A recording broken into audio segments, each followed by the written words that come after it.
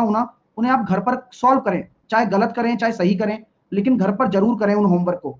तभी तो कॉन्फिडेंस आएगा, तभी तो आपको लगेगा कि आपको सीखने को मिल रहा है। आप अगर ये सोचेंगे कि अरे नहीं नहीं सर कल कराएंगे ही, मैं कल ही देख लूंगा, वहां से आ जाएगा, तो वो चीज नहीं आ पाएगी। फिर आप लास्ट में यही कहोगे यार ऐसा मैं सोच नहीं पा रहा हूं। आप सोचोगे तभी जब आप खुद करके देखोगे। ठीक है, चलिए तो चलते हैं आगे। आइए, मैं कल कॉन्सेप्ट डिस्कस कर रहा था लास्ट में, लेकिन कुछ बच्चों की जल्दबाजी की वजह से हमने वो कॉन्सेप्ट अधूरा छोड़ दिया।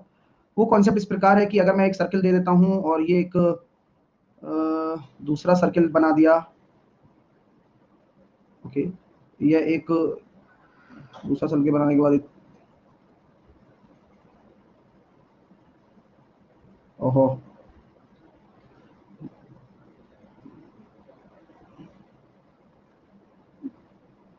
ये अभी तक इसका नेचर समझ में नहीं आया मेरे को कि भाई किधर की तरफ बढ़ेगा ये कहीं भी बढ़ सकता है।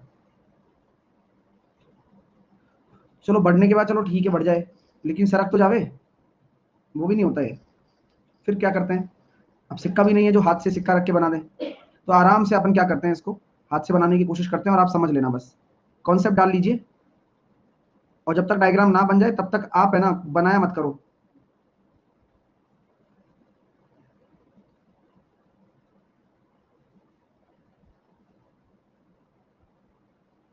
वाह,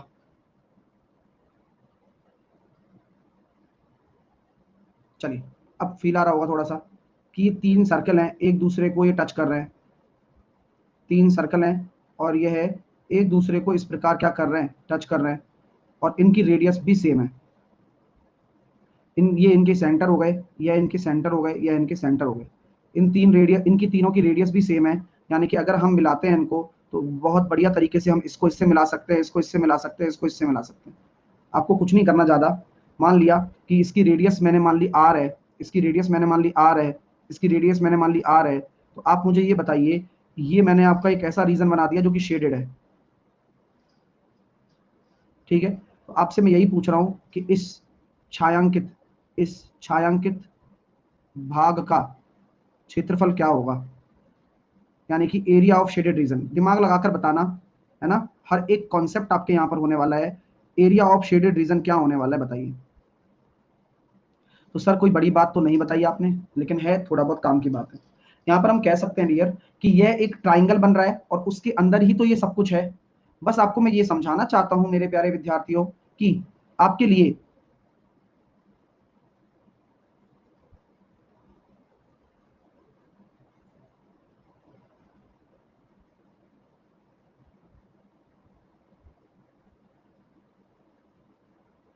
देखिएगा जरा, एक एक कंसेप्ट को समझेंगे और चीजों को क्लियर करेंगे। तो क्या मैं कह सकता हूं कि अगर इस शेडेड रीजन का एरिया निकालना है तो आप क्या करोगे, एरिया ऑफ ट्राइंगल करोगे ना, एरिया ऑफ ट्राइंगल। और ये जो ट्राइंगल है ये कौन सा ट्राइंगल है, यह आपका एक इक्विलेटरल ट्राइंगल है, जिसकी साइड कितनी हो गई, साइड ऑफ ट्राइंगल हो गई कितनी, 2r।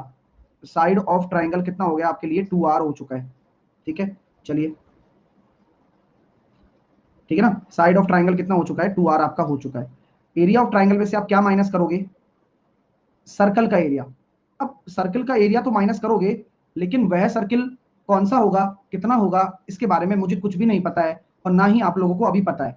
लेकिन हम ये जानते हैं डियर कि सर्कल का एरिया कैसे निकालेंगे, वह कॉन्सेप्ट आपको ये मैं पहले बता चुका हूं कि जो सर्कल होता है उसका एरिया डिपेंड करता है कि वह कितना आपका एंगल बना रहा है सेंटर पर। तो आप ये देखिए, अगर इस सर्कल के मैं इस पार्ट को देखता हूं, अगर ये इक्विलेटरल ट्राइंगल है तो ये 60 डिग्री बनाएगा, तो यह हिस्सा भी 60 डिग्री बनाएगा, और यह हिस्सा भी 60 डिग्री बनाएगा। क्या आप लोगों को उचित तरीके से दिख रहा है कि सर यह तो 60-60 डिग्री के सेक्टर हो गए, बोलो हाँ या ना। अगर मैं बात करूं तो सही बात कह रहा हूं ना कि ये तो 60-60 डिग्री के सेक्टर हो गए। तो क्या आप ये उचित तरीके से देख पा रहे हो कि 60-60 डिग्री के अगर सेक्टर हो गए और इन तीनों सेक्टर को मैं एक साथ कंबाइन कर दूं तो क्या एक सेमी सर्किल बनकर नजर आ जाएगा, क्या 60-60-60 डिग्री का एक सेमी सर्किल बन जाएगा क्या, बोले हाँ। तो यही तो समझा रहा हूं कि अगर इस इक्विलेटरल ट्राइंगल में से √3 जिसकी साइड कितनी है, 2r है, बटे 4 में से आप एक हाफ सर्किल का एरिया, सेमी सर्किल का एरिया कर दो, यानी कि पाई, रेडियस उसकी r है बाई 2। किसी को कोई आपत्ति नहीं होनी चाहिए और ना होने देंगे। क्लियर होना चाहिए कॉन्सेप्ट, क्योंकि कॉन्सेप्ट ही सबसे बड़ी चीज है, ताकत ही यही है। तो हम देखते हैं √3 4r² upon 4 minus pi r² upon 2। मैं यहां से किसको कॉमन ले लूं, आर स्क्वायर को कॉमन ले लेता हूं, √3 बचा -π/2। तो क्लियर है भैया, यह आपका क्या आ गया, एरिया ऑफ शेडेड रीजन आ गया।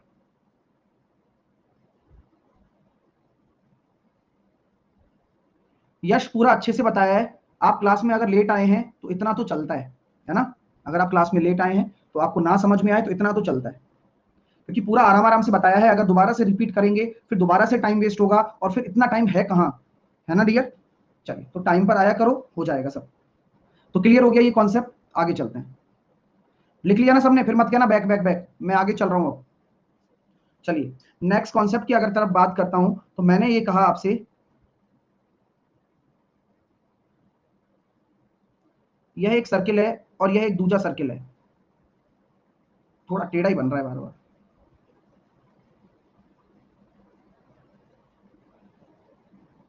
ठीक है चल जाएगा, मैनेज कर लेना, ठीक है। थोड़ा सा टेढ़ा है लेकिन चल जाना चाहिए। मैं तो बस आपको चीजें बता रहा हूँ, कोई फर्क नहीं पड़ता यहाँ से। ये अगर आपके सामने एक सेंटर है, तो मैंने आपसे कहा कि इन दोनों सर्किलों को मैंने ऐसे इधर इस तरह से लगा दिया हो, और इसके ऊपर मैं एक बेल्ट चढ़ा दूं। आपने कभी देखा है, देखा होगा जब क्या कहते हैं, गन्ने का जूस निकलता है तो उसके पीछे, जो इंजन के पीछे एक बेल्ट लगी हुई होती है, और एक नीचे आपकी पुली पुली पर बेल्ट लगी होती है, और वो इस तरह से घूमते हैं। हालांकि गैप नहीं होता, गैप काफी होता है उनके बीच में, लेकिन यहाँ गैप नहीं है, हमने इनको सटा के रखा हुआ है।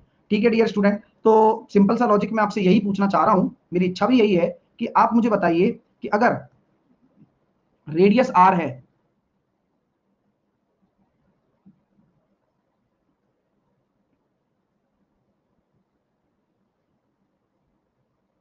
ठीक है, इनकी रेडियस अगर आर है, तो पूरी बेल्ट यहां से यहां तक है ना।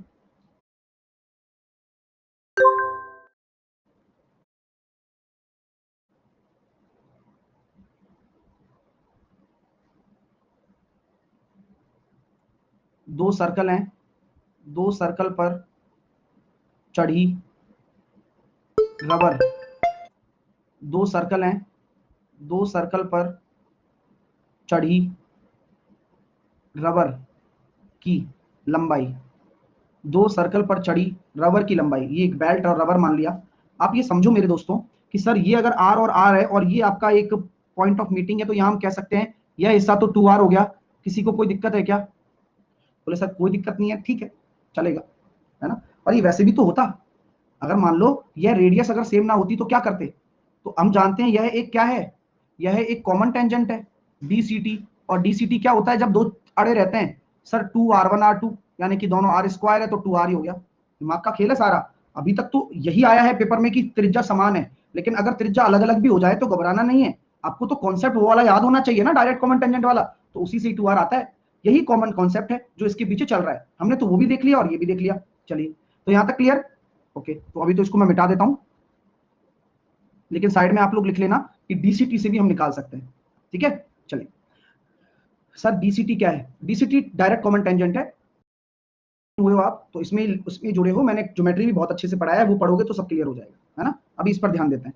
मैं आपसे वही कहना चाह रहा हूं कि भाई देखो, ये अगर 2r है तो यहां से यहां तक की लेंथ भी 2r होगी, आमने सामने, तो ये भी आपका क्या हो जाएगा, 2r हो जाएगा। अब सबसे बड़ा कंसर्न क्या है? सबसे बड़ा कंसर्न है कि इस रबड़ की लेंथ निकालो यहां से यहां तक। अगर मैं इसको A मान रहा हूं, इसको मैं B मान रहा हूं, इसको मैं C मान रहा हूं, इसको मैं D मान रहा हूं, तो देखो यहां तक तो AB तो AD तो आप निकाल ही सकते हो कि भाई ठीक है ये RR हो गया। लेकिन अगर मैं पूछूं आपसे AD चाप, तो आपको क्या करना है, पूरी रबड़ की लेंथ निकालने के लिए AB प्लस BC चाप की लंबाई प्लस CD प्लस DA चाप की लंबाई। सही कह रहा हूं ना डियर?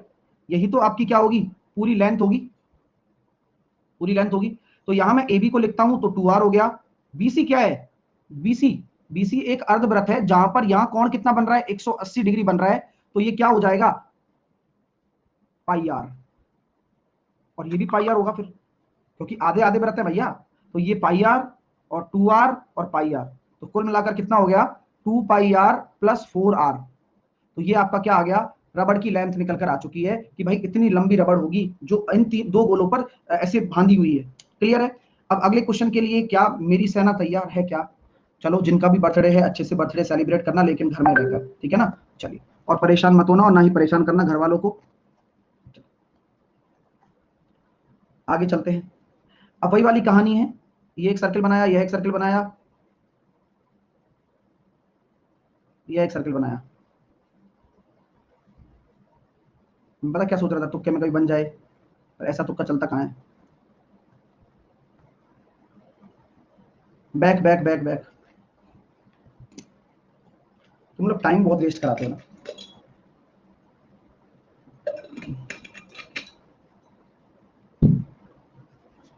चलिए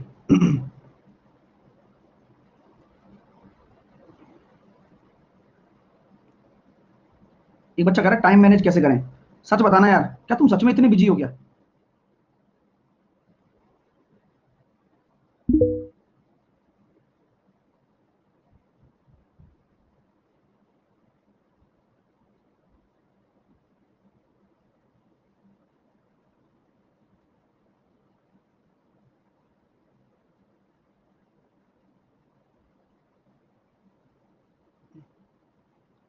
समझ में आ रहा है क्या, समझ में आ गया कि हम क्या करना चाह रहे हैं। अब जिनको आ रहा है वो ठीक है, जिनके पास सिक्का है 1 रुपए का, वो आराम से बना सकते हैं इस डायग्राम को। हमारे पास सिक्का नहीं रख सकते यहाँ पर हम, तो आप तो अच्छे से बना लीजिएगा जिससे कि बराबर रेडियस देखिए और अच्छा है।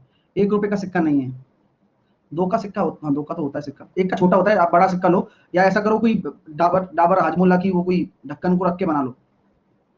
चलो बड़ा सिक्का लो ना। चलिए तो यहाँ हम कह सकते हैं कि भाई ठीक है सर गुरुजी कोई बात नहीं है ऐसी कोई, ये तो फनी था, बहुत लगा। यहाँ पर हम कह सकते हैं भाई देखो सबकी रेडियस सेम है। अभी ये मत कहना कि अभी कराया है, ये तो हम कुछ और निकाल रहे हैं। हम यहाँ चाहते हैं कि रेडियस तो सेम है, लेकिन ये बेल्ट की लंबाई निकालना चाहता हूँ पूरी, इस पर डाली गई पूरी रबड़। अब प्लीज सहयोग करिएगा, थोड़ा समझने की कोशिश भी करिएगा। ठीक है सर, रबड़ की लेंथ निकालना चाहते हो, यानी कि इससे ये मिलाओगे आप, इससे ये मिलाओगे, इससे ये मिलाओगे, इससे ये मिलाओगे, इससे ये मिल जाएगा, और इससे ये मिल जाएगा। ठीक है, नामकरण कर देते हैं सारा। ये रेडियस है, ये भी रेडियस है, ये भी रेडियस है, ये भी रेडियस है, ये भी रेडियस है, ये भी रेडियस है, ये भी रेडियस है, ये भी रेडियस है, ये भी रेडियस है, ये भी रेडियस है, ये भी रेडियस है। वाह यार, आपको साफ साफ पता लग गया होगा कि जो ये ट्राइंगल है ये कौन सा ट्राइंगल है। ये ट्राइंगल हो गया इक्विलेटरल ट्राइंगल 60-60 डिग्री का। ये तो सबको पता ही है क्योंकि भुजाएं समान है तो 60-60 डिग्री का होगा। लेकिन हमें क्या निकालना है, ये जो बेल्ट लगी हुई है ना ऊपर, मैं इसके नामकरण करने जा रहा हूं। अब देखिएगा A B C D E F, बस एक बेल्ट ये और एक बेल्ट ये। तो मुझे क्या करना है, तीनों सर्किल पर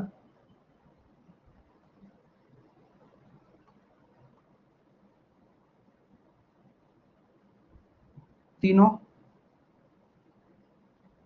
सर्कल पर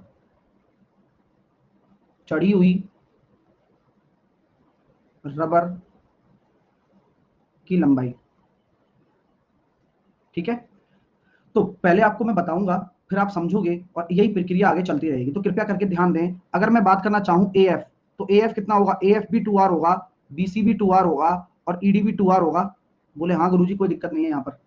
लेकिन अब सबसे बड़ा कंसर्न आपके दिमाग में ये चल रहा होगा कि भैया ये एंगल कितना है, क्योंकि अगर ये एंगल पता होगा तभी क्या करोगे, ए बी चाप की लंबाई निकाल सकोगे। मैं आपको डायरेक्टली तरीका बताने वाला हूं, आप बस मजे से सीखो। अगर आप डेली पढ़ रहे हो ना, तो आप चुटकियों में सॉल्व करोगे उंगलियों पर, क्योंकि एग्जामिनर क्वेश्चन देगा आपको, आप तो आंसर निकालोगे। मैं कहता हूं ये एंगल कितना होगा, और ये एंगल निकालना टास्क है आप लोगों का।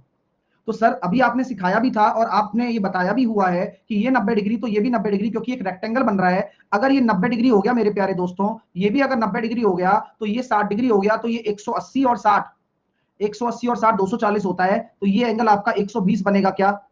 बोले हाँ यार ये तो बहुत आसान था। तो मैं आपसे सिंपल सी एक बात कहना चाहता हूं कि ये 120 का ये हो गया, 120 डिग्री का ये हो गया, 120 डिग्री का ये हो गया। तो आप लोग मुझे बताओ कि अगर आपको चाप की लंबाई लेनी है, कौन कौन से चाप, चाप ए बी चाप, ये चाप का साइन होता है, आपका डीसी चाप, और आपका एफ ई चाप। अगर इन चारों, इन तीनों चापों की लंबाई लेनी है, तो क्या 120 120 120 360 डिग्री का एक चाप नहीं बन जाएगा क्या, और 360 डिग्री का चाप बन जाएगा, यानी कि वह क्या होता है, 2πr होता है। तो आपको क्या करना है, 6r प्लस 2πr। तो टोटल लंबाई अगर निकालनी है, टोटल लेंथ, तो 6r प्लस 2πr। मजा आ रहा है, फीलिंग आ रही है। अगर वो आने लग गई तो आप कुछ अच्छा सीख रहे हैं, समझ में भी आपको आने लगेगा अपने आप ही। चीजें क्लियर हैं, क्योंकि वो तो सिमेट्रिक है ना, आराम से समझ सकते हो। चलिए नेक्स्ट, ऐसे बोले तो सरकमफेरेंस। चलिए, इसी प्रकार अगर मैं कहूं 4 सर्किल हैं, आप उनको टच कर रहे हो, जैसे कि मैंने ये बनाया, एक ये तो बन तो गया, एक ये, अरे भाई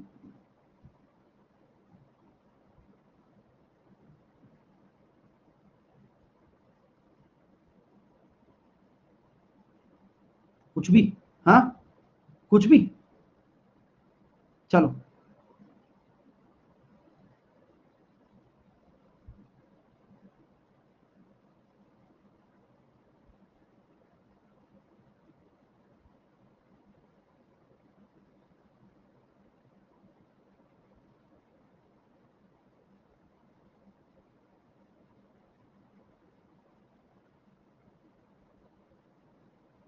चलिए, ये 4 सर्किल हैं, प्लीज बने हुए ध्यान दो, है ना।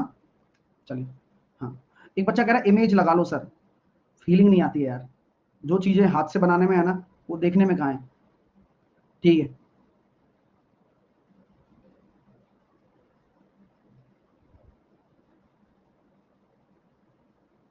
ठीक है भाई, हमें क्या निकालना है वो मत सोच लेना कि हमें वो निकालना है जो हम आप सोच रहे हो दिमाग में, मैं तो बस ये रेडियस के लिए बना रहा हूँ। ठीक है, आपके सामने सिंपल सी बात है, हमें ये एक रबड़ निकालनी है, पूरी पूरी रबड़ की लेंथ हमें निकालनी है। ठीक है ना, यह एक रबड़ हो गया, ये पूरा लेंथ, ये वाला चाप हो गया यहाँ तक, और फिर यहाँ से आपने ये डाल दिया, यहाँ से आपने ये डाल दिया, यहाँ से आपने ये डाल दिया। आप तो अच्छे से बना लेना, लेकिन आपको समझ में आना जरूरी है बस। पेन चेंज करो सर, नया पेन लेकर आऊं।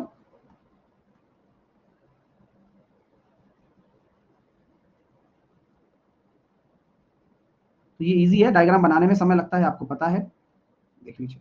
अब सिंपल हो गया डियर, अगर आपको ये लेंथ निकालनी है तो मैंने इसको बोला A B C D E F G H.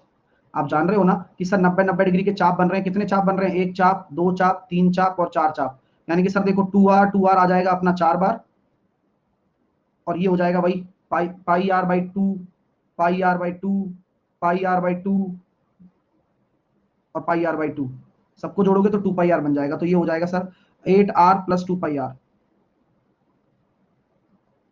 मजा आया, चीजें क्लियर हो जाती है ना, जब समझ में आता है तो सब क्लियर हो जाता है। अब आप कभी भूलोगे क्या, 3 सर्किल दे दिए, पता है 6R+2 पाई R, 2 सर्किल दे दिए तो 8R+2 पाई R। तो एक चीज यहां से कंक्लूजन निकल कर आ रहा है, भाई कितने ही सर्किल दे दे, कितने ही सर्किल दे दे, ये 2 पाई R तो फिक्स है, जो सबसे बड़ी दिक्कत है वह तो फिक्स है। क्या बात है भाई साहब, ठीक है, कितने ही सर्किल हो, अब मान लो 8 हैं, तो मैं ये कह सकता हूं 8 अगर सर्किल हैं तो कितना हो जाएगा, 16R और 2 पाई R। तो कहानी यही घर घर की है, ठीक है ना। तो बस ये लेंथ हो जाती है आपकी उसकी, रबड़ की, अगर आप कोई रबड़ लगाते हैं तो। चलिए, शुभम कह रहा है न्यू बैच कब होगा, शुभम यही न्यू है, आप पढ़िए, आपको नई चीजें सीखने को मिलेंगी। अब जब न्यू होगा उसमें सब आपके सामने यही सब होने वाला है ना dear. Back sir, back sir, time मत लगाया करो इतना, हाथ क्या लिख लिया करो, डायग्राम बनाया नहीं जा रहा तुमसे यार, और तो कुछ लिखाया भी नहीं है सर, डिवाइड। चलो आइए सर, आगे चलते हैं, कुछ और भी सीख लेते हैं, एक अच्छा सा कॉन्सेप्ट।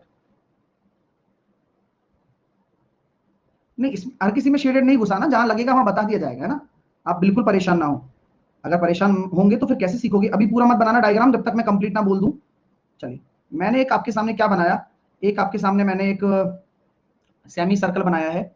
आप मुझे बताइए, यहां पर आर रेडियस के, आर रेडियस के सेमी सर्कल में, आर रेडियस के सेमी सर्कल में मैक्सिमम ट्रायंगल का एरिया कितना होगा, मैक्सिमम ट्रायंगल का एरिया कितना होगा, बताइए कि भाई मैक्सिमम ट्रायंगल क्या बन सकता है। तो अगर हम कहेंगे सर कि ये हमारा सेंटर है और ये आर है और ये आर है, आपको सबसे जरूरी चीज है कि आपको व्यास के दोनों बिंदुओं को लेकर अगर एक ट्रायंगल आपने बनाया, यही मैक्सिमम होगा, और आप चाहे यहां से उसको मिलाएंगे तो यही उसकी हाइट होगी आर, यही मैक्सिमम एरिया का ट्रायंगल बन सकता है बस। तो क्या हम ये कह सकते हैं क्या 1/2 आधार इंटू ऊंचाई,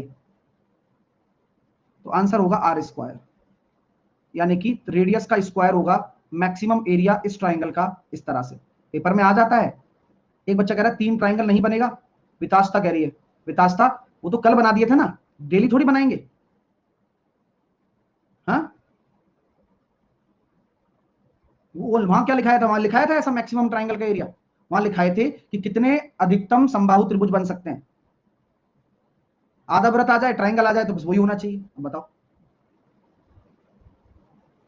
चलिए क्लियर है, आगे चलते हैं। एक मैंने एक ट्राइंगल ले लिया भाई,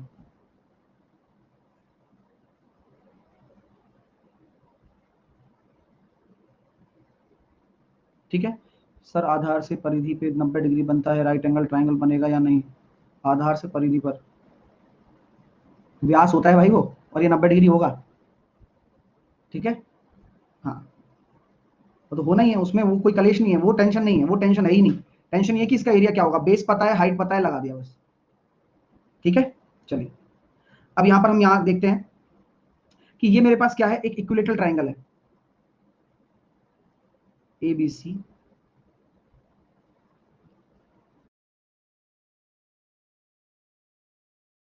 इक्विलेटरल ट्राइंगल है।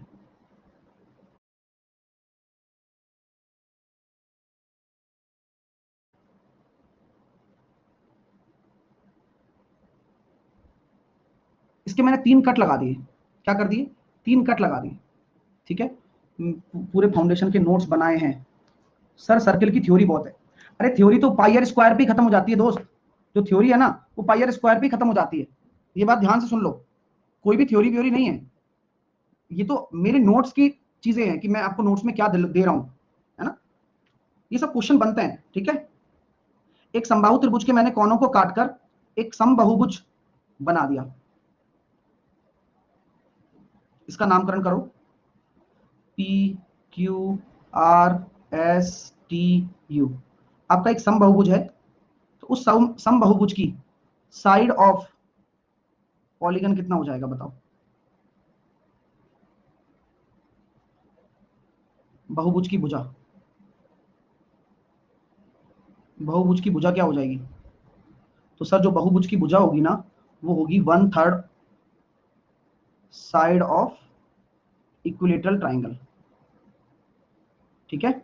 ये ध्यान रखना, बहुत बढ़िया कॉन्सेप्ट है, ऑब्वियस सी बात है, दिख भी रहा है, क्योंकि अगर आप यहां से एक ऐसे कट लगा रहे हो, तीनों बराबर भागों में बांट रहे हो, तो वो 1/3 हो जाएगा अपने आप ही, ठीक है। एक एक अनुपात एक, ठीक है। चलिए यहां तक आपको क्लियर हो जाना चाहिए। आइए, सर कौन कौन सा चैप्टर बताया है प्लीज बता दो। चैप्टर सारे होंगे, आप बिल्कुल ये मत सोचो। जैसे कि यार कैसे बताऊं, जैसे मान लो आपने 2 टिकट दिए, वो नाव वाला झूला होता है, तो नाव वाले झूले में मान लो आपने 2 बार झूलना है आपको, और आपने एक साथ पेमेंट कर दिया, तो वो नाव वाला झूला जब दूसरा, एक बार तो जिनकी एक बार की टिकट थी उनको उतार देता है, आपका अगर बच रहा होगा ना तो आपको वो दोबारा झुलाएगा, है ना। सेम यहाँ पर है, ठीक है ना। सेम यहाँ पर है, आप यहाँ से पढ़ना शुरू करो तो आपके सारे चैप्टर होंगे, लेकिन इसके अलावा आपको चीजें पढ़नी है तो वो पीछे जाके पढ़ सकते हो, लेकिन नाव के झूले में झूला नहीं झूल सकते पीछे जाकर, लेकिन यहाँ झूल सकते हो। तो अभी आपको सारे चैप्टर होंगे, है ना। अगर आपसे जुड़े हो तो मेंसुरेशन पढ़ो, ओके। चलिए आइए, अब यहां से चलते हैं आगे, प्रस्थान करते हैं थोड़ा सा, और प्रस्थान करके थोड़ा सा प्रवेश करते हैं क्वाड्रिलेटरल की दुनिया में, और क्वाड्रिलेटरल को समझने की पूरी कोशिश करते हैं। आइए डियर स्टूडेंट, चलें स्टार्ट करें क्वाड्रिलेटरल। मेरा आज, हाँ, चलिए तो हेडिंग डाल लीजिए, क्वाड्रिलेटरल। आपको सारी जो ज्योमेट्री वाले क्वाड्रिलेटरल है वो सब नहीं है ना।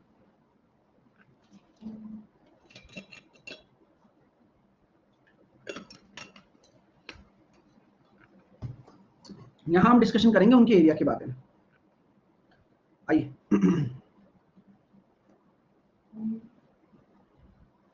क्वाड्रिलेटरल, क्वाड्रिलेटरल को कहा जाता है चतुर्भुज। चतुर्भुज में हमने क्या क्या पढ़ लिया पता है ना, चतुर्भुज में हमने रेक्टेंगल पढ़ लिया है, स्क्वायर पढ़ लिया है पहले से ही। अगर मान लीजिए क्वाड्रिलेटरल वाकई में खुद क्वाड्रिलेटरल होता कोई, ये मान लो भाई ऐसे हमने एक क्वाड्रिलेटरल बना दिया, ये रहा, तो 4 भुजाओं से बनी हुई आकृति को आप क्या कह देते हो, क्वाड्रिलेटरल कह देते हो, ये सब चीजें आसान होंगी आपके लिए समझना, ए बी सी डी, और यहां मैंने बोल दिया कि ए सी एक डायगोनल है। अब कोई शेप है क्या इसकी? कोई शेप नहीं है, कोई फिक्स फिगर नहीं है, चार भुजाओं से बनी आकृति है, सिंपल सा कहानी है। तो यहाँ पर आपके सामने सिंपल सी कहानी अगर हो चुकी है तो ये देखिएगा, यहाँ पर आपने क्या किया, इस डी पॉइंट से यहाँ एक परपेंडिकुलर डाल दिया और इस बी पॉइंट से यहाँ एक परपेंडिकुलर डाल दिया, ठीक है। और ये परपेंडिकुलर जो डाला है ये इस प्रकार डाला है, ई और एफ, इसको मैंने मान लिया H1, इसको मैंने मान लिया H2।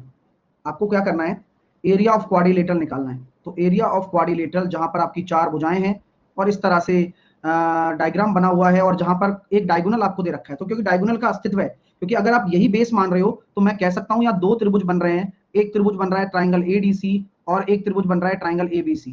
अगर दोनों का एरिया हम निकालते हैं तो 1/2 आधार अपना AC है और ऊंचाई अपनी H1 है। और अगर मैं दूसरी बात करता हूं तो 1/2 आधार आपका AC है और ऊंचाई आपकी H2 है। अगर हम 1/2 AC को कॉमन ले लेते हैं तो क्या हो गया, H1 + H2 हो गया। तो इसी को ही हम क्या कह देते हैं, फॉर्मूला बना देते हैं कि किसी भी क्वाड्रिलेटरल का एरिया होता है क्या, 1/2 इंटू डायगोनल इंटू विकर्ण और उस पर डाले गए परपेंडिकुलर। तो ये आपका ये क्या बन जाता है, किसी बेनाम क्वाड्रिलेटरल का एरिया बन जाता है। सर रोम्बस पढ़ा दिया क्या? विपाशा, विपाशा अभी ज्वाइन हुई होगा जस्ट, अभी आएगा रोम्बस, क्या सही टाइमिंग मारी है ना। चलो, तो यहां पर हम कह सकते हैं कि ये हमारा क्वाड्रिलेटरल हो गया भाई, ठीक है। अब हम चलते हैं आगे, आगे बात करना चाहते हैं पैरेललोग्राम, पैरेललोग्राम।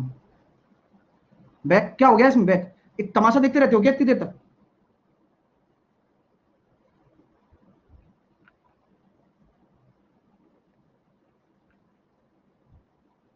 चलिए, उस पर डाले गए लंबों का सम कर लो। हाँ यो आता है ना, सम लिख लो फटाफट से फिर रहना जाए।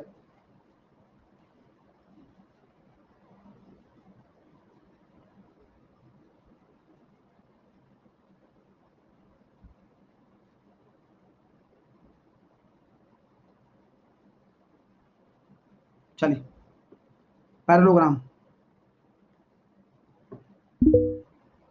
पैरेललोग्राम क्या है, समांतर चतुर्भुज।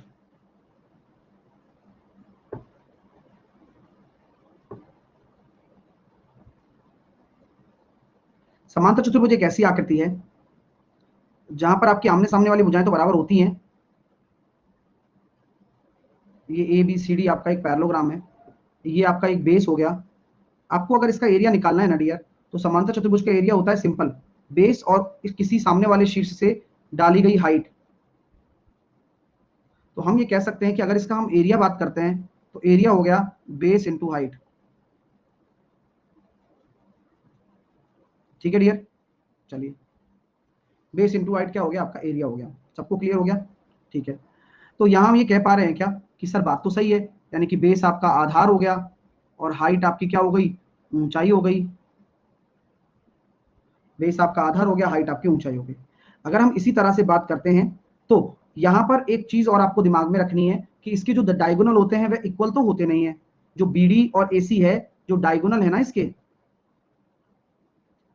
डायगोनल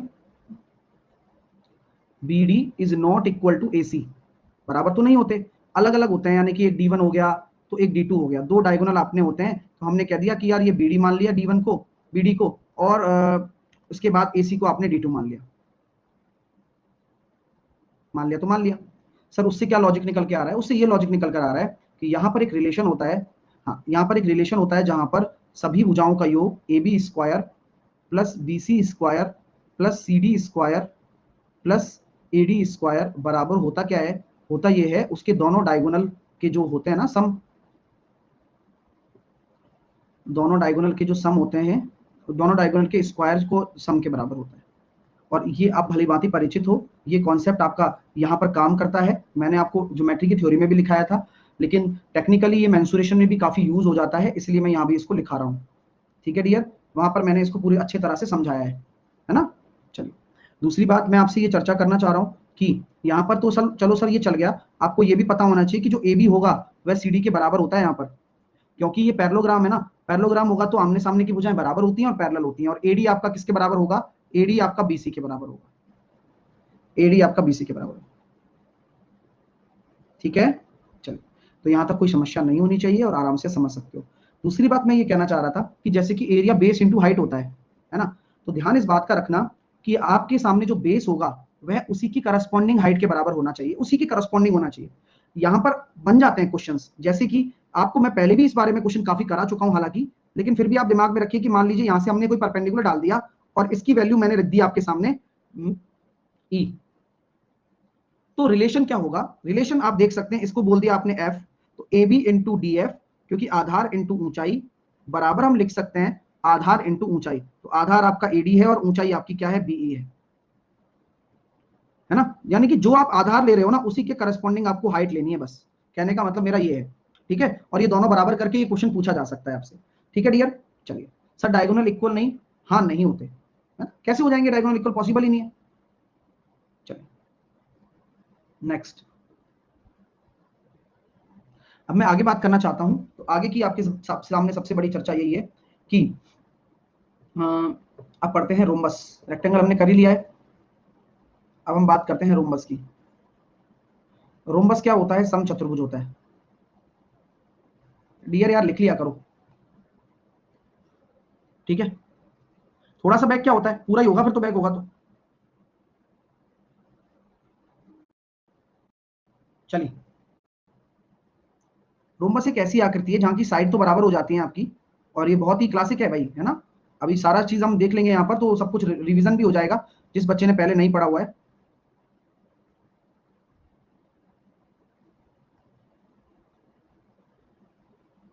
तो रोम्बस एक ऐसी आकृति है जहां पर ए बी सी डी आपका क्या होता है, एक रोम्बस है जिसकी सारी साइड आपस में बराबर होती हैं। अब बहुत बढ़िया तरीके से ध्यान देना, क्योंकि यहाँ से आपको बहुत कुछ सीखने को मिलने वाला है। मैं कहता हूँ कि जो इसके डायगोनल होते हैं वो अलग अलग होते हैं, लेकिन एक दूसरे को किस पर काटते हैं, 90 डिग्री पर। तो ये कॉन्सेप्ट एक निकल कर आया कि जो इसके डायगोनल होंगे वो अलग अलग होंगे और एक दूसरे को 90 डिग्री पर काटते हैं। अब आइए खेला शुरू करते हैं। मैं पहले बात करता हूँ इसके एरिया की। तो एरिया की अगर बात करना चाहें तो सभी क्वाड्रिलेटरल का एरिया लगभग यही होता है, बेस इंटू हाइट। पहला एरिया तो इसका ये है, जब डायगोनल की चर्चा ना की जाए ना, तो पहला एरिया हमेशा बेस इंटू हाइट होता है, हमेशा। और बेस क्या लोगे, वही लोगे, और हाइट क्या लोगे जो एक शीर्ष से सामने वाली भुजा पर डाली गई हो। ठीक है, तो यहां पर आपका एरिया का पहला तरीका ये हो गया, करस्पॉन्डिंग हाइट आपको लेनी है। तो सबसे हर क्वाड्रिलेटरल का यही फंडा है कि भाई बेस इंटू हाइट आपने लगा दिया, एरिया पहला तरीका। अब मैं बात करता हूं, तो डायगोनल हो गए, एक तो एसी डायगोनल हो गया और एक बीडी डायगोनल हो गया।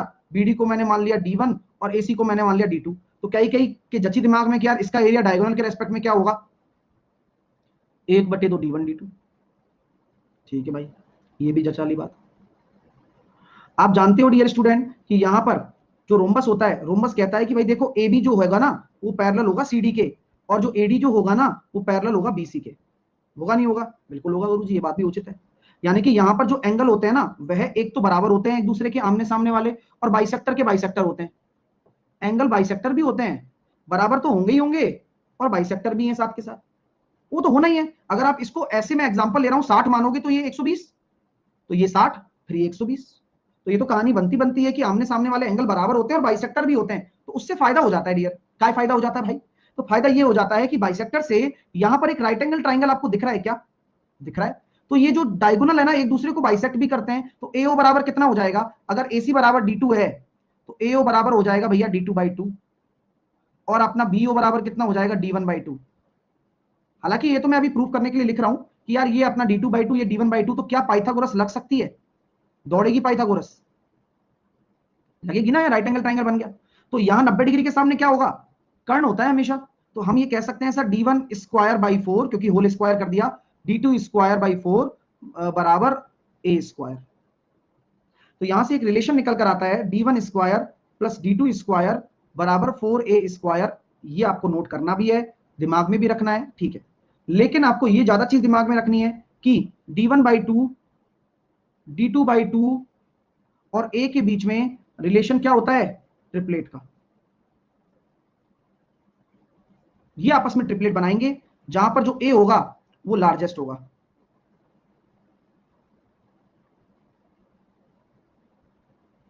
ठीक है, लार्जेस्ट होगा। चलिए सर 1/2 D1 D2 कैसे, ये एरिया होता है डायगोनल, 1/2 दोनों डायगोनल का गुणनफल, सिंपल एरिया होता है ना।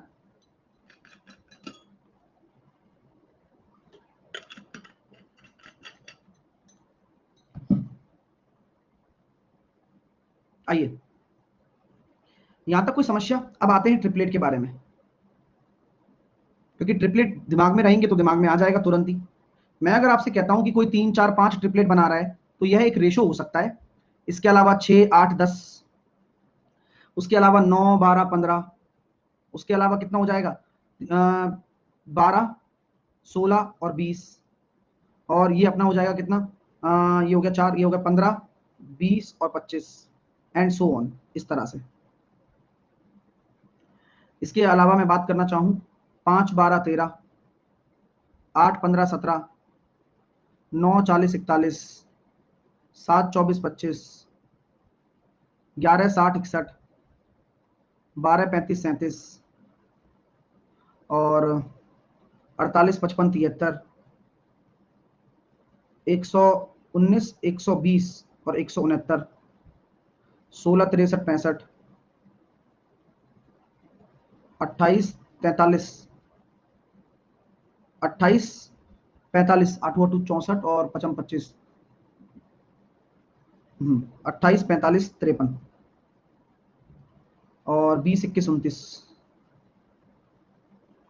तो ये सारे इंपोर्टेंट ट्रिपलेट हैं जो दिमाग में आपको रखने होंगे। ठीक है डियर, चलिए। तो कहने का सबसे बड़ा जरूरी तत्व ये है कि मान लीजिए, माना कोई ट्रिपलेट बन गया 9 12 15, 9 12 और 15, तो यहां पर रिप्रेजेंटेशन क्या होगा, ये 12 क्या होगा भाई, सॉरी 15 क्या होगा, ये 15 तो उसकी साइड हो जाएगी, 15 तो उसकी क्या हो जाएगी, भुजा हो जाएगी, ये तो सिंपल है। लेकिन अगर आप इन दोनों को डायगोनल मान रहे हो तो डायगोनल एक्चुअल में कितने होंगे, अगर ये D1 है तो ये होगा 18 और ये D2 है तो ये होगा 24। क्योंकि आपको मैं पहले ही बता देता हूं कि अगर पूरे डायगोनल निकालना है, क्योंकि ट्रिपलेट के अंदर क्या आता है, आधा आता है, तो पूरा निकालने को बोला जाएगा, एरिया बोला जाएगा, तो आपको पूरा निकालना पड़ेगा और कैलकुलेट करना पड़ेगा। ठीक है डियर, समझ में हो गया, समझ में आ गया। ये 30 नहीं होगा, लेकिन क्यों, क्योंकि ये जो है अपने आप में क्या है, साइड है, ये वही की वही रहेगी, है ना। चलिए फील करो ना यार, फील करो। जब आपने पता है कि ट्रिपलेट आपने यहां लगाया है तो D1/2 D2/2 ही तो आ रहे हैं इस ट्रिपलेट के अंदर, तो आपको जब पूरा डायगोनल निकालना है तो आप डबल ही तो करोगे, अगर डायगोनल निकालना हो तो। फील करो, रटो मत। ठीक है, चलिए नेक्स्ट आगे चलते हैं। रोम्बस की बात हम कर रहे थे, तो रोम्बस में आपका एरिया और तरीके से भी निकाला जा सकता है। किसी के रोम्बस के मन में जची भाई रोम्बस तो ये ऐसा है और इसका एरिया निकालो, एक डायगोनल दे दिया, ये दे दिया ए, ये दे दिया बी, ये दे दिया सी, ये दे दिया डी, और इन दो भुजाओं के बीच में, उसकी दो भुजाओं के बीच में आपने एक एंगल दे दिया थीटा।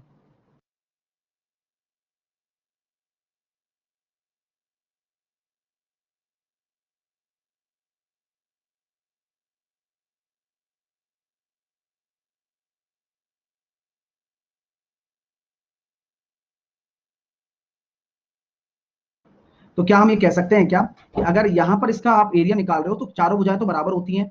और रोम्बस की क्या खास बात है, रोम्बस की खास बात है कि आमने सामने वाले एंगल भी बराबर होंगे, होंगे नहीं होंगे, बिल्कुल होंगे, अभी सिखाया था ना यार पूरी कहानी। तो भाई सिंपल सी बात है, इसका एरिया हो जाएगा, ये एक ट्राइंगल बन गया तो ये ए स्क्वायर साइन थीटा, ये भी हाफ ए स्क्वायर साइन थीटा। तो ध्यान रखना कि कभी भी आपसे बोले, ये तो एक प्रूफ हो गया, अगर आपसे एरिया निकालने को बोले और दो भुजाओं के बीच में आपको कोण दे दे तो डायरेक्टली आप उसकी साइड का स्क्वायर और साइन थीटा कर लेना। ये मैं बता रहा हूं, हर अलग अलग सिचुएशन पे रोम्बस अलग अलग रंग दिखाता है। रोम्बस गिरगिट है भाई, इसलिए एग्जामिनर को पसंद आता है। वाह क्या बात है, मजा आ गया यार। चलिए, तो ये रोम्बस की कहानी है। ठीक है, चलो, तो ये क्लियर है, पूरा पूरा रोम्बस एरिया का तरीका, बेस इनटू हाइट, तो बिल्कुल बेसिक तरीका है। डायगोनल का गुणनफल दे रखा हो तो उससे निकालो, अगर साइड दे रखी हो और उनके बीच का एंगल दे रखा हो तो ऐसे निकालो। चलिए अब आगे चलते हैं। रोम्बस की कहानी, अच्छा अच्छा, आफ्ताब बहुत बढ़िया।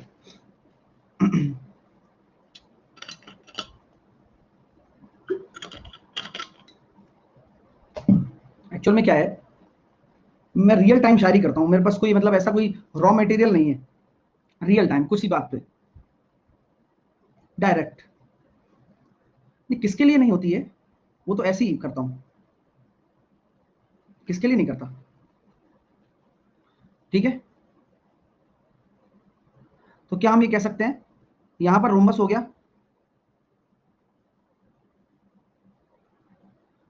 अब चलते हैं आगे, रोमबस की कहानी तो हमने सुन ली पूरी की पूरी, अब ट्रेपेजियम निपटा लेते हैं।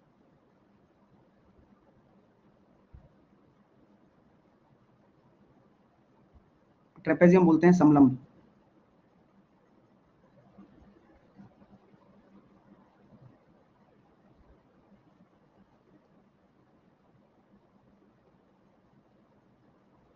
समलंब चतुर्भुज, या देखो, बड़ी अच्छे से इस चीज को समझना कि एक ऐसा चतुर्भुज ए बी सी डी, ये एक चतुर्भुज है जो कि आपको ट्रेपेजियम दिख रहा है। ट्रेपेजियम की पहचान क्या होती है, हाँ, ट्रेपेजियम की पहचान होती है सर, आमने सामने वाली भुजाएं तो पैरेलल हो जाती हैं और दो नॉन पैरेलल साइड्स होती हैं। ये नॉन पैरेलल साइड्स हैं, यानी कि मैं लिखना चाहूंगा एडी एंड बीसी आपकी क्या है, नॉन पैरेलल है, ठीक है, असमांतर। ठीक है डियर स्टूडेंट्स, सो बेसिकली आपके सामने लॉजिक यही निकल कर आता है कि यार इसका अगर हमें एरिया निकालना हो तो एरिया होगा इसका क्या, सिंपल एरिया की बात करते हैं, 1/2 समांतर भुजाओं का योग यानी कि A B plus D C and उनके बीच की दूरी। अगर हम उनके बीच की दूरी निकालना चाहते हैं डियर, तो आप क्या करोगे, यहां से आप एक परपेंडिकुलर डाल दोगे हाइट के तौर पर, डाल दोगे, यस सर डाल देंगे, और यही आपको लेना है, इनके बीच की दूरी, यही परपेंडिकुलर दूरी आपको लेनी है, इसी को हम बोलते हैं height. Okay, okay no problem. चलिए अब मैं आगे बात करना चाहता हूं आप लोगों से कि सर ये तो सिंपल हो गया, लेकिन हाँ, ये चीजें आपको समझनी चाहिए कि ये जो नॉन पैरेलल साइड होती हैं ये इक्वल नहीं होती नॉर्मल ट्रेपेजियम में। तो यह एक क्या है, एक नॉर्मल ट्रेपेजियम है, जहां पर नॉर्मल ट्रेपेजियम में एडी जो होगा वह इक्वल नहीं होगा बीसी के। तो आपको सिंपल इस तरह से एरिया निकालना पड़ सकता है, ठीक है, नॉर्मल ट्रेपेजियम में। लेकिन अगर मान लीजिए आइसोसेलेस ट्रेपेजियम है तो कहानी बहुत अलग हो जाती है, और पेपर में यही आइसोसेलेस ट्रायंगल पूछा जा सकता है, क्योंकि यहां एक ट्रिपलेट भी आ जाता है फिर हाइट निकालने के लिए, क्योंकि यहां कभी कभार जो आइसोसेलेस ट्रेपेजियम का यूज है इस ट्रेपेजियम की हाइट को निकालने में किया जाता है, क्योंकि हाइट जनरली नहीं देगा आपको, तड़पा तड़पा कर देगा हाइट। तो क्या हम ये कह सकते हैं कि जैसे कि मान लो यह ए बी है और ये ए बी क्या है, समांतर है आपका डीसी के, ए बी आपका समांतर क्या है, ए बी आपका समांतर है डीसी के, और यहां पर जो है एडी आपका बीसी के बराबर है लेकिन समांतर नहीं है, एडी आपका बीसी के बराबर है लेकिन समांतर नहीं है। लेकिन अगर मैं आपसे बात करूं तो ए बी मैंने मान लिया पूरा ए बी मैंने मान लिया पूरा ए है, और ये मैं मान लेता हूं पूरा बी है, और ये दोनों एक दूसरे के बराबर हो गए, तो आप क्या करोगे, परपेंडिकुलर डालोगे, एक यहां से भी डाल दिया और एक यहां से भी डाल दिया, हालांकि दिख नहीं रहा लेकिन फिर भी चलो मान लो, है ना, बराबर है, लेकिन क्योंकि ये आइसोसेलेस ट्रेपेजियम में हेडिंग डाल लेना, ये आइसोसेलेस ट्रेपेजियम है, इसलिए ये सारी बातें हो रही हैं, है ना, हाँ, इसलिए ये सारी बातें हो रही हैं। ये क्या है, समद्विबाहु समलंब, समद्विबाहु समलंब, ठीक है। तो मैं आपसे कहना चाहता हूं कि अगर ये ई पॉइंट है और ये एफ पॉइंट है, तो ई एफ क्या हो जाएगा, ई एफ तो इसके पैरेलल है तो ये बी के बराबर हो जाएगा, ठीक है। अब ये कितना बचा, भाई बचा कितना सर, ओहो, बचा कितना ए माइनस बी, अब बचेगा कितना, ये बी हो गया तो ए माइनस बी, तो ये दोनों आधे आधे हो जाते हैं, ए माइनस बी बाई टू, और ये भी हो जाएगा ए माइनस बी बाई टू। मेरी बात आपको समझ में आ गई डियर, ये बहुत प्यारा कॉन्सेप्ट है। और फिर पता है यहां से हाइट निकलती है कैसे, ये आपको दे देगा, ये निकाल लोगे आप, तो यहां से ट्रिपलेट लगा दोगे तो हाइट निकल जाएगी, तब जाके एरिया निकल पाएगा, तब जाके एरिया निकलेगा, क्योंकि बिना हाइट के तो एरिया पॉसिबल नहीं है ना, ये काम होता है। ओके सब प्रूफ भी करवा दो इसका, प्रूफ तो सिंपल है ना डियर, इसमें दिमाग ही नहीं लगाना, ये खुद ही प्रूफ है अपने आप में कि भाई ये इसके बराबर है और ये भुजाएं अगर बराबर हो गई तो सिमेट्रिक हो गया ये, क्योंकि भाई दिक्कत तो वही थी ना कि ये आपका क्या है, एसिमेट्रिक है, जहां पर सिमेट्री नहीं दर्शा रहा है, यहां अगर सिमेट्रिक हो गया तो यह हिस्सा और यह हिस्सा बराबर होना चाहिए, तो प्रूफ ये तो बराबर हो गया, तो ये जो बचा हुआ a माइनस बी है, क्योंकि ये पूरा a है ये b है, तो ये b तो मैंने यहां रख दिया, बचा हुआ a माइनस बी दो बराबर भागों में बांट दिया, बस, ठीक है। तो ट्रिपलेट बन जग जाएगा और वहां पे काम आ जाएगा। ये विजन देख रहे हो ना आप, उस विजन के साथ सोचा करो कि हाँ यार ये यूज वहां हो जाएगा, ये यूज वहां हो जाएगा। अब यहां से बहुत प्यारे प्यारे कॉन्सेप्ट निकलते हैं। आइसोसेलेस ट्रेपेजियम से आप डायगोनल भी निकाल सकते हो। अगर मैं बात करूं आपसे डायगोनल बीडी की, तो निकाल सकते हो ना, क्यों नहीं, बिल्कुल निकाल सकता हूं। अगर मैंने ये डायगोनल बीडी डाल दिया तो कैसे, एक तो हाइट निकलेगी, पहले तो हाइट निकालोगे यहां से, और ये कितना है, ये a plus B by two लगा दो, तो under root H square plus A plus B by two का होल स्क्वायर। अब डेटा होगा तो आसान लगेगा, लेकिन अब नहीं है तो मैं तो इसको वेरिएबल लेके चल रहा हूं। क्लियर हुआ, मजा आया? किसको दिक्कत आ रही है कि sir A plus B by two समझ में नहीं आया, माफ कीजिए गलत लिखा है, A plus B by two, सही है, सही है, सही है।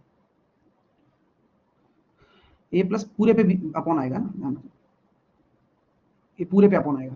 क्लियर है सबको? क्योंकि मैंने तो इसको और इसको जोड़ दिया ना, यही बेस लेना है मेरे को। तो अगर मुझे डायगोनल भी निकालने को बोला जाए तो डायगोनल ये रहा। ओके, अब ये बताओ मेरे को आप, क्या डायगोनल सेम होते हैं क्या? आइसोसेलेस ट्रेपेजियम में सेम होते हैं। देख के बोला करो यार हर चीज। ये बोलना चाहिए था कि सर वैसे तो सेम नहीं होते, नॉर्मल ट्रेपेजियम में डायगोनल सेम नहीं होते, यहां होते हैं। क्यों? क्योंकि जो इसकी लेंथ आएगी, अगर आप इसको देख रहे हो तो एसी भी तो वही आएगा। फील करो यार, रटना तो काम है ही नहीं यहां पर, आपको फील खुद करना होगा। तो क्या मैं कह सकता हूं, ये बात तो सही है सर, आप खुद देखो, एसी आपका बराबर होगा बीडी के। भाई डायगोनल ही तो है, किसी शीर्ष को सामने वाले शीर्ष से मिलाना डायगोनल है, तो ये परपेंडिकुलर है, ये आपका आधार हो गया, तो डायगोनल नहीं निकाल सकते क्या आप? सिंपल सा लॉजिक है। अब फिर सिली मिस्टेक करते हो, sir A plus B by two कैसे आया? सोचो यार, ये बेस ले रहा हूं पूरा, आप खुद सोचो कि बी और ये जोड़ूंगा तो ये A by two minus B by two आ गया, ये तो बी बाई टू बचेगा और ए बाई टू तो आ गया। अब ये तो मैंने आपको चम्मच पिला दी, लेकिन अगर आपने खुद करके देखा होता ना तो आपका कॉन्फिडेंस बढ़ता। मेरा क्या जाएगा, तुम्हारा घाटा है इसमें, क्योंकि आदत खराब है। करके देखो हर चीज को, जब तक फील खुद नहीं करोगे तब तक पेपर में भी नहीं कर पाओगे। ठीक है, चलिए क्लियर हो गया भाई, चीजें समझ में आ रही है ट्रेपेजियम की। आइए और बढ़िया चीज सिखाता हूं ट्रेपेजियम के बारे में। एक सौरभ कह रहा है सर न्यू स्टूडेंट। सौरभ चाहे कितने ही नए हो, ये जो पुराने हैं वो भी नया ही पढ़ रहे हैं, तो तुम नए होके क्या कर रहे हो, तुम्हें भी पढ़ना ही है। अब ये थोड़ी कि पहले पढ़ चुके हैं, ये भी अभी पढ़ रहे हैं तुम्हारे साथ ही मेंसुरेशन। तो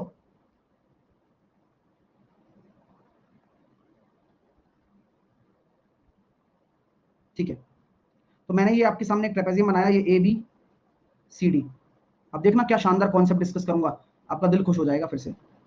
देखिए सर, मान लीजिए मैंने क्या कहा, आपको इसकी माध्यिका दे दी, एक मुझे मैंने कहा मीडियन है ई एफ,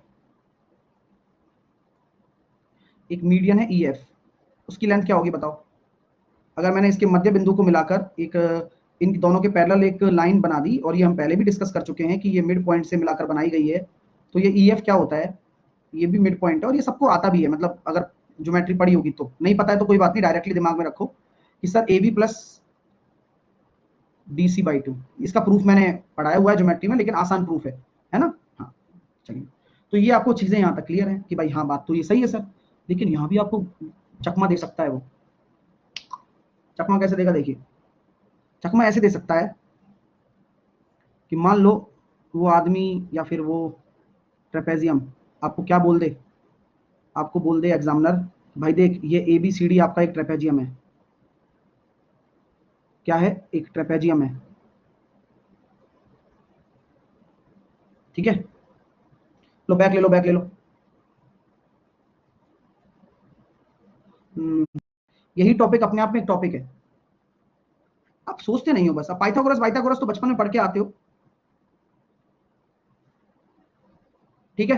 अब क्वेश्चन क्या दे रहा है, मैंने बोल दिया ये आपका 60 है, इसकी माध्यिका मैंने आपको दे दी कितना, इसकी माध्यिका मैंने आपको दे दी कितनी, 40 है, ठीक है, इसकी माध्यिका मैंने आपको दे दी 40।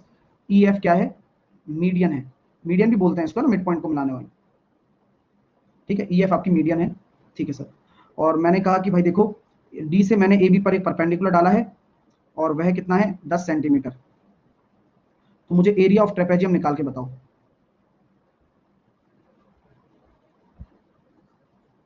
नॉर्मल ट्रेपेजियम है, आइसोसेलेस वाइसोसेलेस नहीं है। बताओ कितना होगा एरिया ऑफ ट्रेपेजियम। तो सर इसमें कौन सी बड़ी बात है? अब यहाँ कॉन्सेप्ट बदल गया ना। अब आपको पता है यार 60 प्लस यहाँ क्या होगा जिससे कि 40 बनता है, यहाँ होगा 20। क्यों? पिछले कॉन्सेप्ट से। तभी तो इनका एवरेज आएगा, ये 60 प्लस 80 का एवरेज 40। ठीक है, तो ये 20 हो गया, यानी कि 1/2 समांतर भुजाओं का योग 80 इंटू इनके बीच की दूरी 10, 400 आंसर आ गया। लॉजिक का लॉजिक है। मीडियम देकर पूछ सकता है। अभी और मैं ट्विस्ट दे सकता हूं, अगर मैं एग्जामिनर हूं ना तो मैं रुला दूं पेपर में। क्यों? क्योंकि मैं आपको ये दे दूंगा रेशो में, ये मैं आपको दे दूंगा रेशो में। अब रेशो में दे दूंगा तब भी निकालना सिखाया हुआ है मैंने आपको कि अगर ये ए अनुपात बी में है तब भी हमने निकालना सिखाया हुआ है ना। चलो जिसको नहीं पता उसको ज्योमेट्री तो पढ़नी है। देखो बता देता हूं कैसे।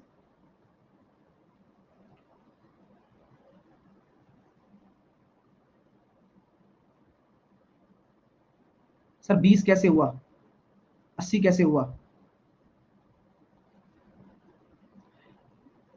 यहां से ये आपको 60 दे रखा है, ये आपको 40 दे रखा है, ये निकालो। चलो निकाल लो एक बार यार, क्या फर्क पड़ रहा है, कुछ सीख ही जाओगे मजाक मजाक में है।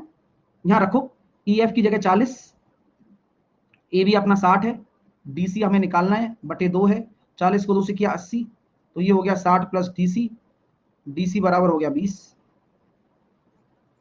तो इस तरह से ये 20 आया। तरीका यही होता है, समांतर भुजाओं का योग इंटू उनके बीच की दूरी।